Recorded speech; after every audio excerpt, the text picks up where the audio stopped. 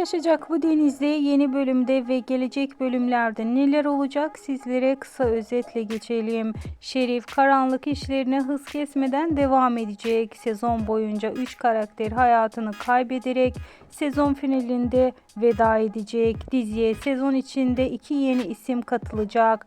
İso Fadime asla boşanmayacaklar. Adil bebeğinin yaşadığını ve onun Eleni olduğunu artık sezon finaline kadar öğrenecek ve olaylar gelecek sezona kalacak.